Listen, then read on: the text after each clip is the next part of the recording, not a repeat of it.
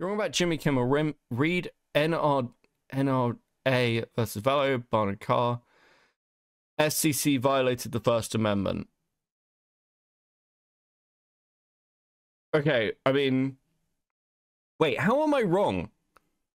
I think my statement was the fact that, like, no one should be fired or deplatformed, but at the same time, you are going to say things that are going to have consequences. That's pretty much it.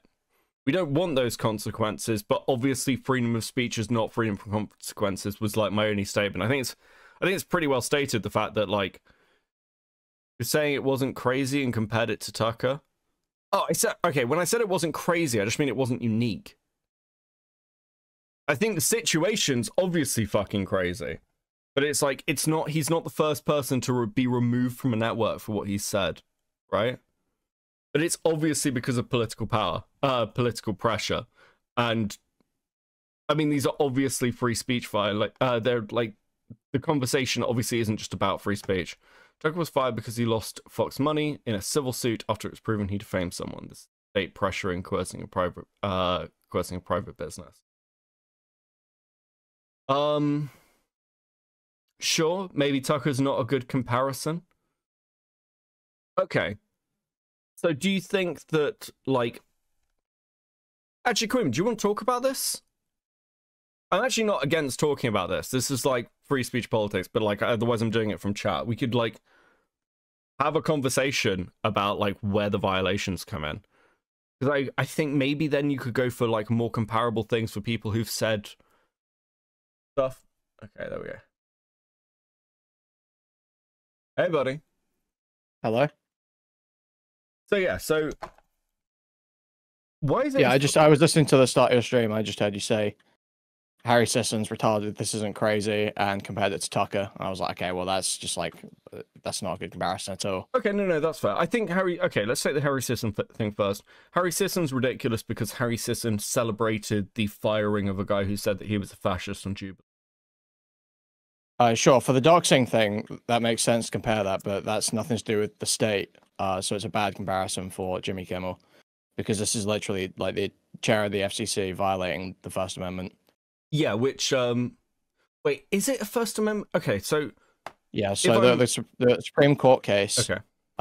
National Rifle Association versus Vullo, that was ruled on just a year ago by the exact same Supreme Court that's in power now.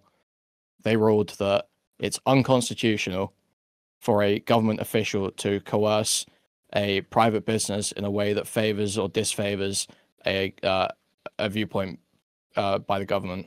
So like a government can't pressure a business to either support or not support a viewpoint that it disfavors. What was the so what are we talking about as pressure here? What was that? What was So actually the FCC chairman went on Benny Johnson and basically said,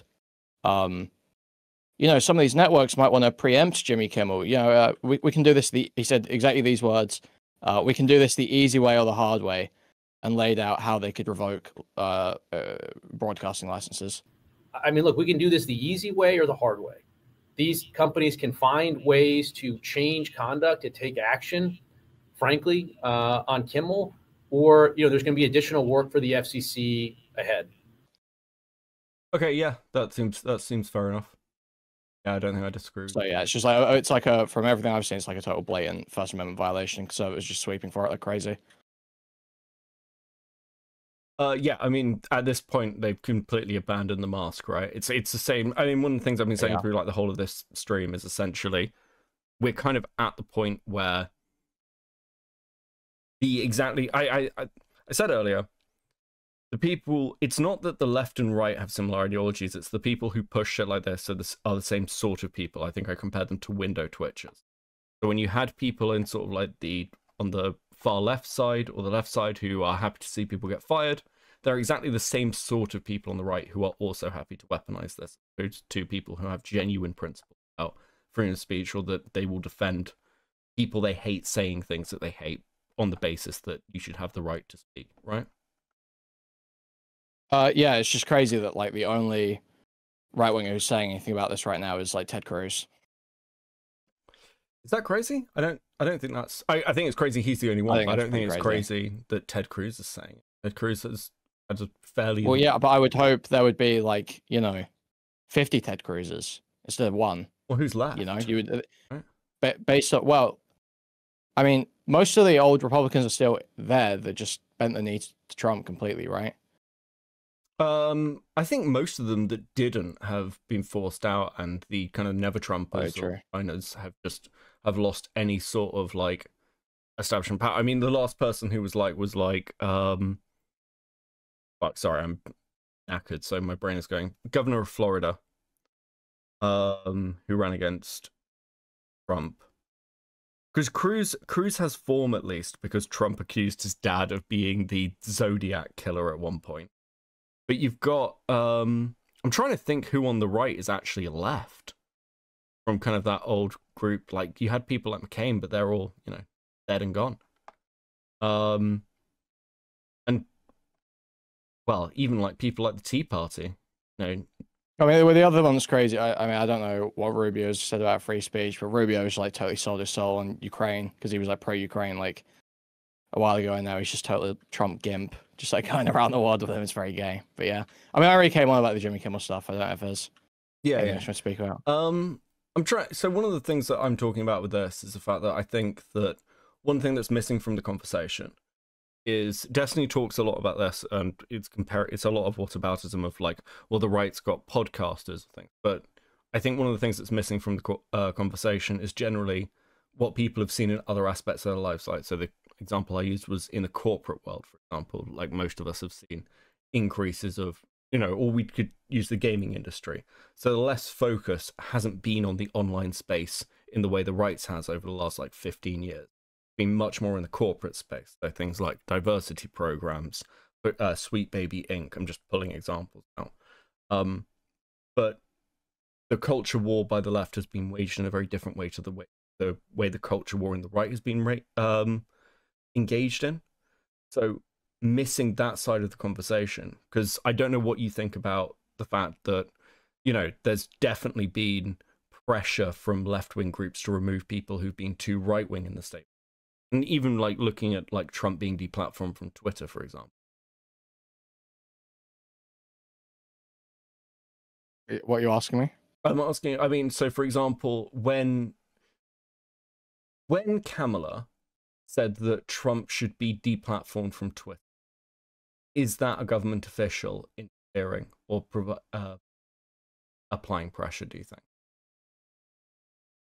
Wait, who said what? So Kamala said that, for example, that Trump's Twitter should be removed. No. So it's, if you read the decision, I don't even remember Kamala saying that. But if you read the decision, it's basically, well, wait, I have the Wikipedia page up still. There's like specific contingents. It's like could reasonably be understood to entail a threat or something. So if Kamala can say, or like any government official can say, I think Trump should be banned from Twitter. That's their opinion. That doesn't necessarily mean anything. It's when it can be like reasonably understood to like incur a threat that the government official can carry out. So basically, Carr completely fucks himself. Brandon Carr, the FCC chair, completely fucks himself. At least in theory, not that anything's going to be enforced on Trump, but in theory, fucks himself by saying, "Yeah, we're the FCC. We can do X, Y, and Z to you, and we can do this the easy way or the hard way. Take Jimmy Kimmel off air." Okay, no, I'm with you. Sorry, again, I'm just with the Jimmy Kimmel stuff. So, like for instance, I can't remember what exactly the case was, but basically, the case that built this out was some official went round and started asking like banks and payment providers to stop servicing the NRA, right? Saying that they have a like duty to the public good, or they have like duty to public safety, or some shit like that. Basically saying, oh well, the NRA's supporting school shootings or whatever the fuck, they're claiming. Okay, but under that so precedent, it was ruled that she can't do that. It was ruled she can't do that. So under that precedent, though, doesn't that mean Kimmel can charge? In theory. Okay, because I think my core problem, because I agree with you that Tucker's a bad comparison to that, but I think one of my concerns, if you like, or like my focus point talking about a lot of this, is I think that one thing I've said is like over the years, the left has opened itself up to precedents in the same way that the right has, that then get used again. Everyone sort of forgets what this could mean in the long term. One of the things, like, nobody attacks donors, for example. Like, in UK politics, no one talks about donors because both political parties. It's a really stupid thing to do. And every time it's happened, it's impacted both parties. Because, like, I think there was a case where Labour did this in, like, 2020 to the Conservatives. And it just led to basically everyone questioning Labour's. So my kind of core point is, if you've got situations, I don't think this is like true. I don't think it's like, oh, these things. I feel like it's always been a thing to go after donors and expenses. I feel like that's always been a thing. Like, journalists kick it up and then politicians run with it, like every time. I think with expenses that's certainly true. I think with donors it's been, or it used expenses to be was more. I mean, they talk about, they used to talk about expenses in like 2000s. It's more donors now, right?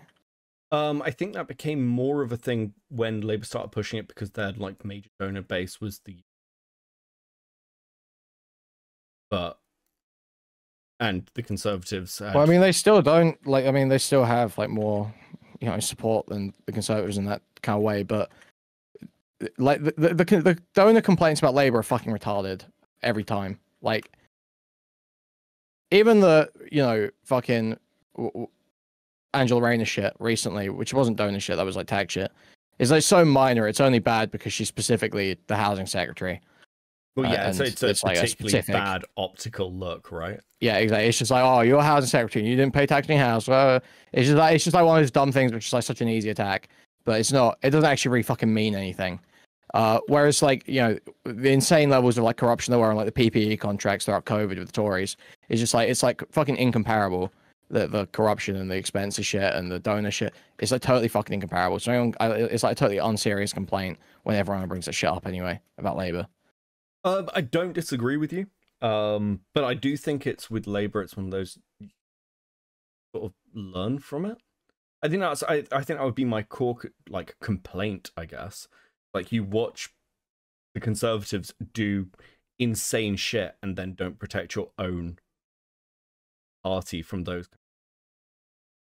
You know what the answers, and we're seeing this currently with some of the stuff to do with immigration and expenditure, right?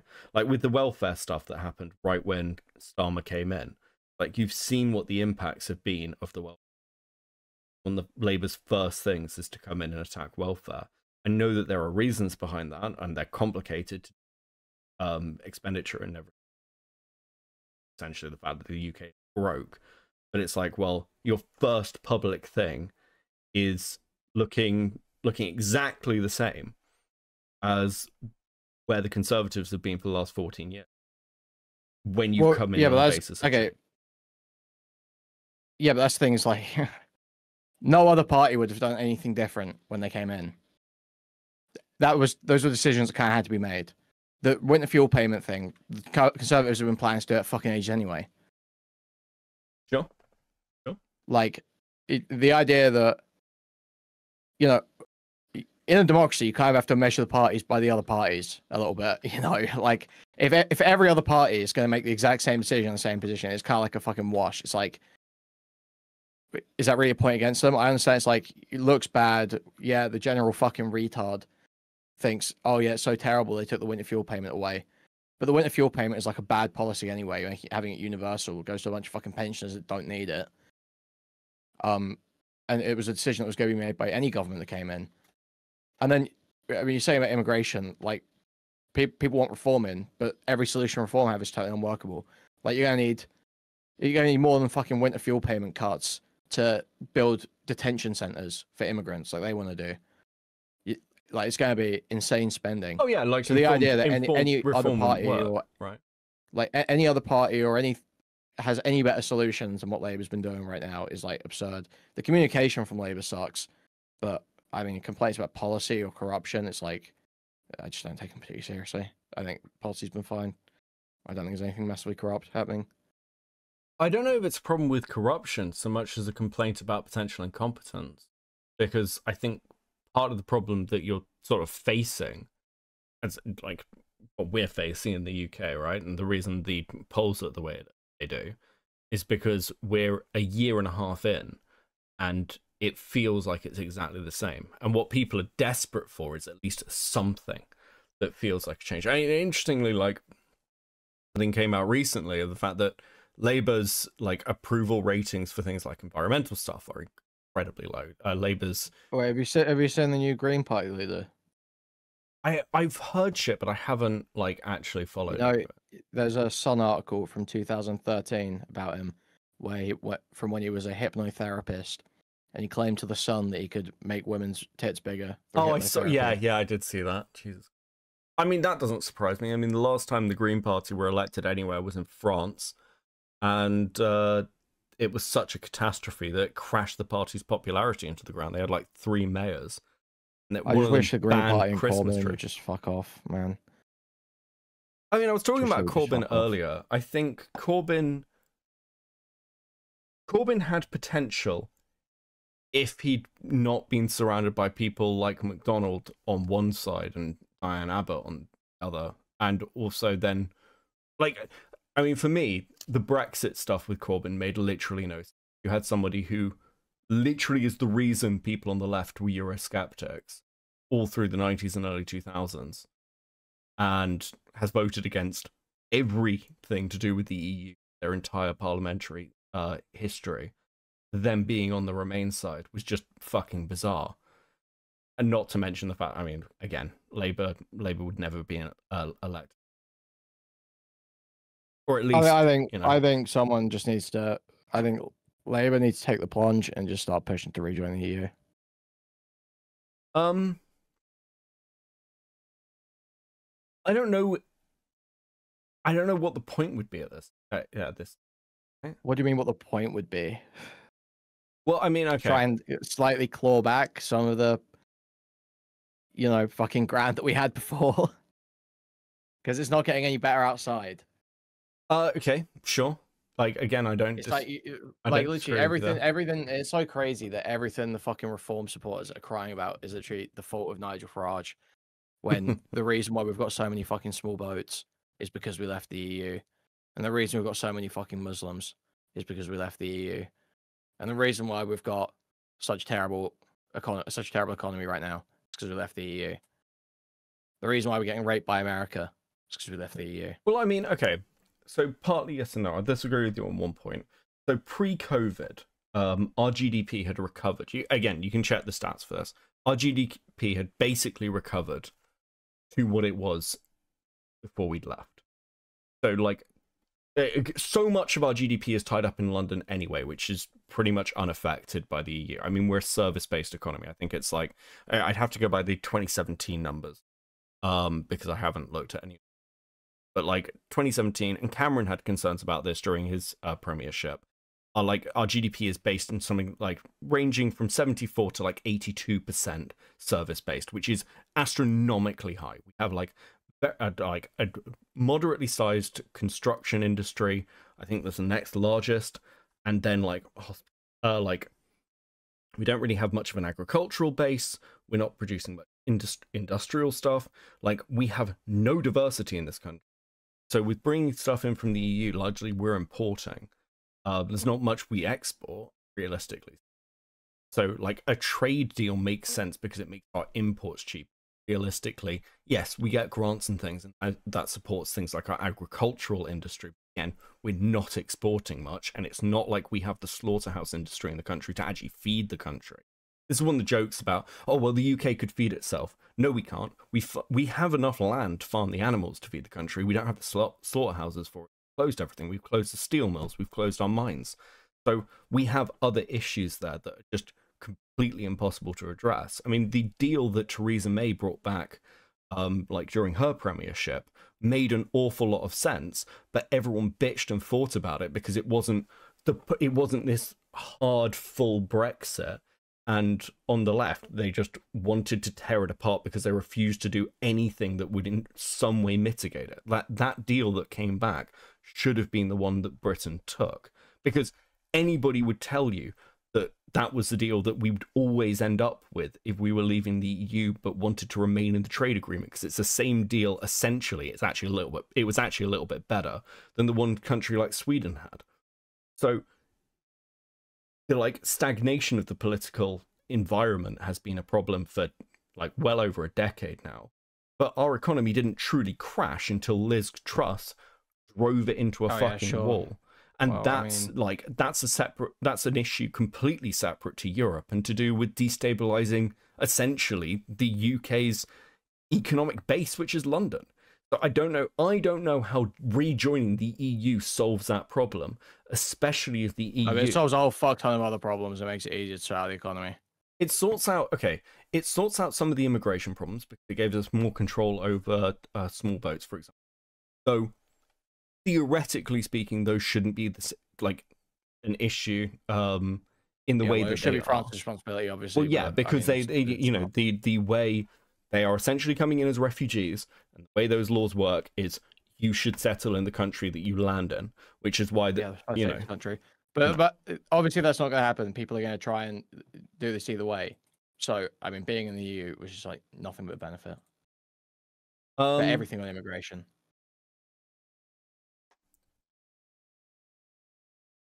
It's like all the arguments about control over immigration. Yeah, I mean, my position on the EU is a little bit different. I think Britain's a net negative to the EU itself, and always has been. I mean, it was probably true, but it was a benefit to us. Yeah, no, sure, I agree with you there. I mean, I'm very much of the opinion that. So I've said this publicly before. I partly because of Corbyn and partly because of things like Lisbon Treaty and the way I view working again fiscal unions. I've generally been pretty anti-EU forever. But one thing that I expected to happen that I was just wrong on was I thought without Britain, the sort of veto bloc that Britain led, which was Romania, Poland, Hungary, would collapse. Hasn't happened at all. I was completely fucking wrong. And it's caused further destabilization. So I don't know if it would make much difference, but I don't know, maybe. I don't know how popular it would be. I think that's the problem. I don't know what Labour can do to become popular in the UK. I think that's I think it's strong stance. I think it's strong stance on free speech and rejoining the EU and just like making a big deal out of having. Do you think Starmer has tightening relationships? But here's the thing, right now, we're cucking to America. Sure. And the only people in the country that like America are reform supporters. And reform supporters are never going to vote Labour. Do you think Starmer's being strong on free speech, though? No. Okay. No, I think he needs to be. I think he's been strong on it. I think he's been... Like, people lie and pretend he's been especially bad. That's just blatantly untrue. Well, I mean, the issues with our free speech came in under the Conservatives. Exactly. Yeah. So I mean, pretending that it's Labour's fault. Even the Online Safety Act, which people are going to want to attribute to him, was passed by the Tories. Tories, and the Tories wanted that control. Labour has no issues with it, but and again, Scotland, which is a left wing, under the SNP, brought in far tighter speech restrictions, but we were still arresting. I think it's something like 5 times as many people. I think it was like. Well, it's just like their main case, their big case of Keir Starmer being so terrible on free speech is just like so retarded. It's fucking Lucy Connolly, who's like, yeah, go burn down asylum hotels for all I care. It's like, and then someone goes and burns down an asylum hotel.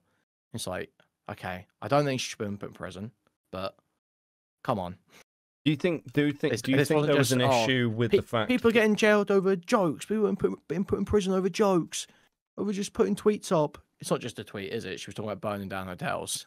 Do you think there was an issue with the fact that, so for instance, one of the Labour councillors was arrested during the protests and riots for encouraging a crowd of people to attack, as he put it, I believe, Nazi fascists? And he said slit the throat of fascist pigs or something like that. Yeah, right? Yeah. And was he even prosecuted? Like actually taken to court? I can't even remember. I don't know if he was. I don't remember what exactly happened there, but I'm gonna go out on a limb and guess that a lot of the asymmetry that you'll see in prosecution and conviction between Lucy Connolly and other cases is one, because during those protests there was It was like they were holding everyone for a certain amount of time so they didn't get back out on the streets. Obviously, it didn't really count for Lucy Connolly because she wasn't on the street; she was on Twitter. But it was applied anyway. When usually the fact she was a mother would have probably let her go home sooner. So that was obviously, it's kind of fucked up, but it's not because they had an especially strong stance on free speech. It was because there was a blanket thing about those protesters trying to quell them quickly because they're turning into insane riots where hotels are getting burnt down.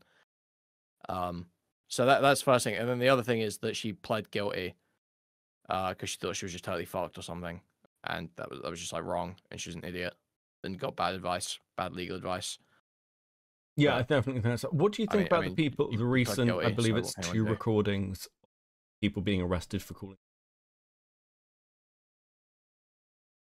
I would have to see. Okay. That's fine. For calling someone a muppet. Yeah. I believe they were charged under disturbing the peace or threatening language. And again, don't know if this went to court, but I do know they were.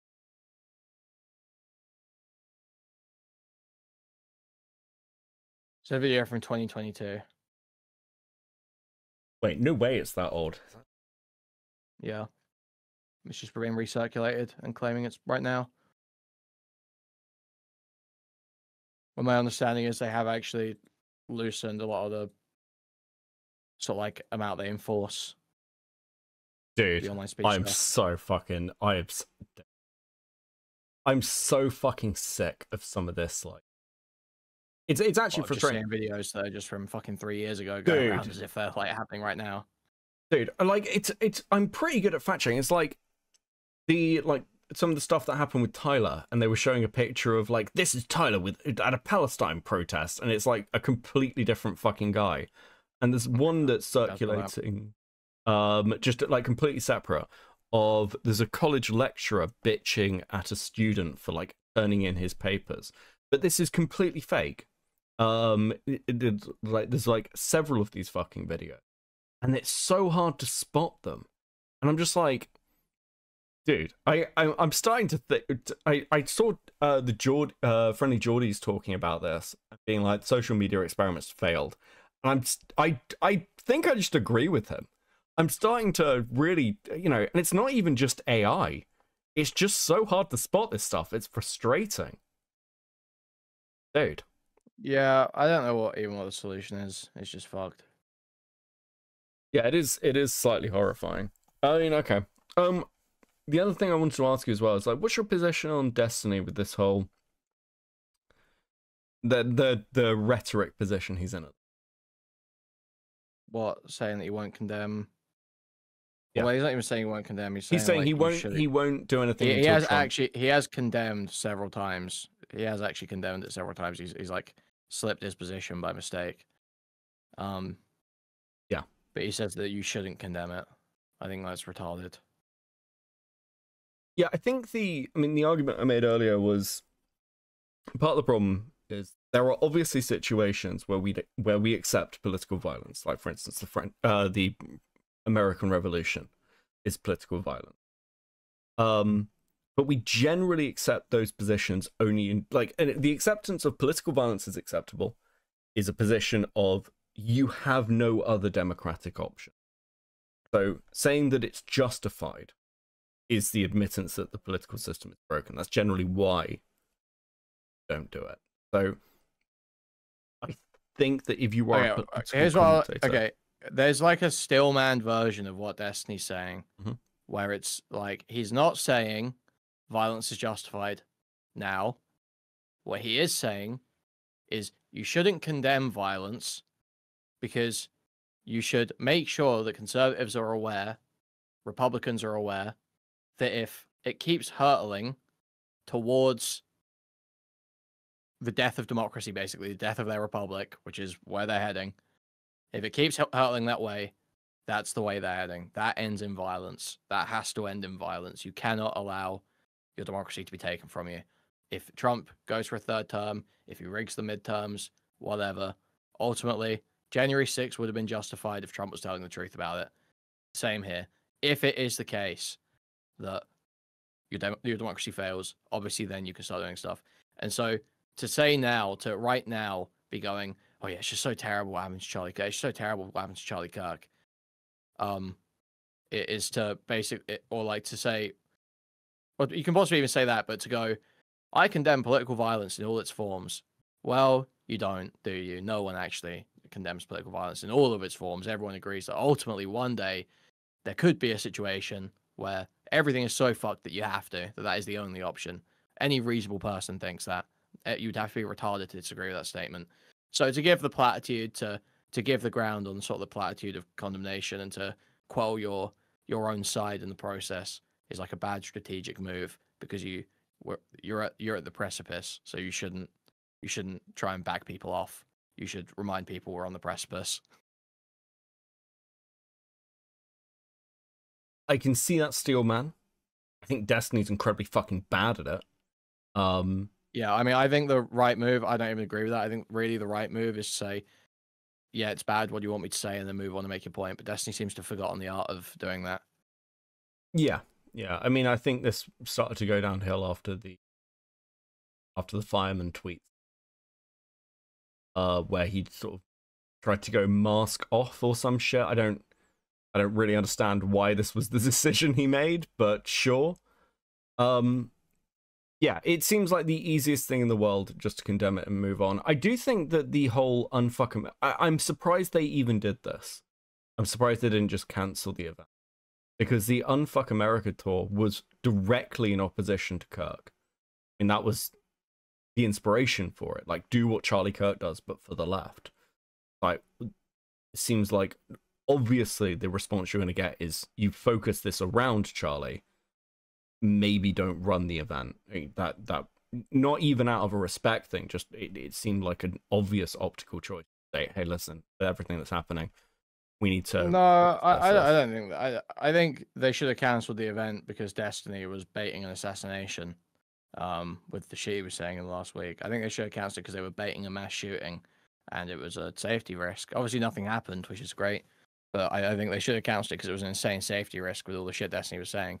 However, I think that if conservatives are going to pretend that Charlie Kirk's legacy is one of open debate and free speech, then they should accept the idea that that's his legacy, and Destiny's there to carry on his legacy.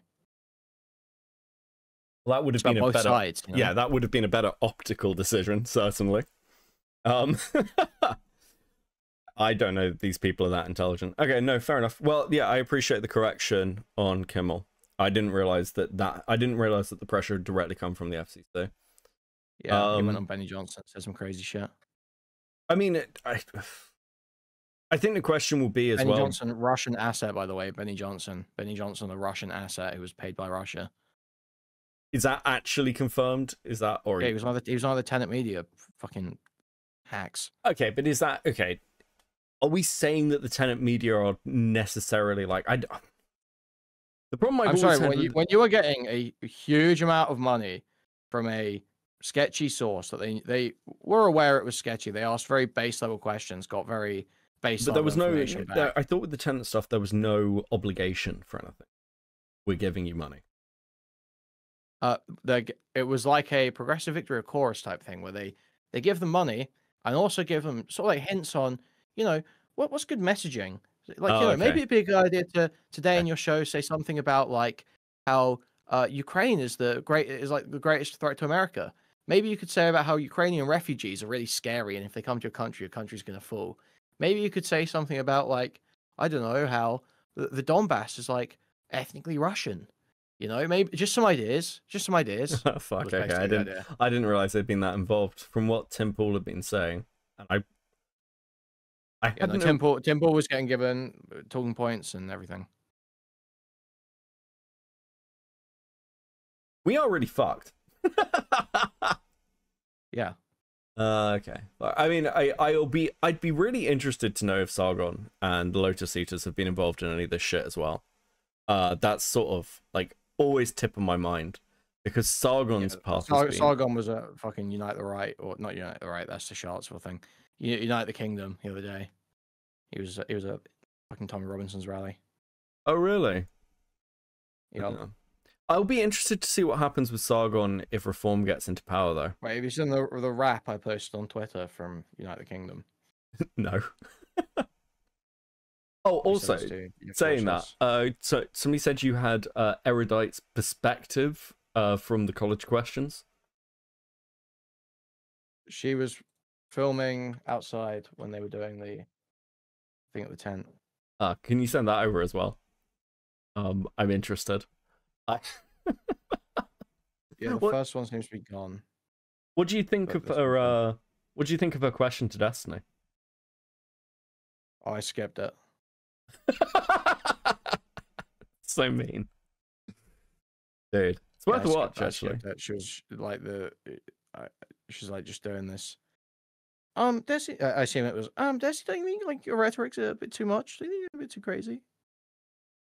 How do you think the Orbit's going to deal with that? Like, how do you think people like Wick? Well, it's like Erudite said. Well, Erudite said in her video, she said, if you're not condemning the violence, if you don't think this is like the worst thing ever, if you don't think that Charlie Kirk's death is like a national tragedy on par with 9/11, then you're not part of the left. You're not part of my movement. You're not part of the left. You're not one of us. And Destiny's out there saying, I think it was awesome, actually. And she doesn't give a fuck. She asked a meat question at his Q&A. It's like totally worthless. Like absolutely one of the most spineless, unprincipled people. Yeah, that's basically my takeaway. I think part of the problem, like, as well, is I think that a few of them, Erudite and Wick and a few others, don't really know what the fuck to do now, because there's nowhere else they can go. There's no other solution. There's no other platform. Well, I mean, they've lost all the like moral high ground against Hassan as well. It's like, how do you? Yeah. Well, so what realistically, practically is the difference? Violent radical extremist. It's like Hassan's reaction to the shooting is like, damn, that's fucked up. Should probably have gun control though. That's Hassan's reaction. Destiny's reaction is, anyone that condemns this is a cock. Anyone that condemns this is a total cock, and we should cast them out of the Democratic Party. Yeah. Because nobody should be scared for their life. Yeah, I don't know whether it's worth another conversation with Connor about it, because stuff's progressed since I talked to him a couple of weeks, a week or so ago. But yeah, it's like these seem to have been your strong stated principles, but you're kind of fucked now. Yeah, I don't know. Well, I think the next couple of months will be very interesting. I don't know how long Destiny's in some ways got in, because I mean he's just been demonetized on YouTube. I imagine, and I'd guess, that if they're not pointing to a particular video, it's like he said at the beginning of this kind of QA thing with the college students, he was talking to his chat, that he thinks that they're going to try and take him off YouTube. I mean, he can go to Kick, but realistically speaking, every time he has to make that move, the audience is going to diminish more. And, well, I mean, his audience was already diminishing. Well, yeah, I mean, it's taken a significant hit. I mean, his average viewership's what, like 5,000? Something like that. Yeah. Which is a significant drop. But yeah, okay, cool. No, I appreciate you. Right, I'll get back to this. Thanks, buddy. All right, catch you. Watch that Twitter video I sent you. I will do. Peace.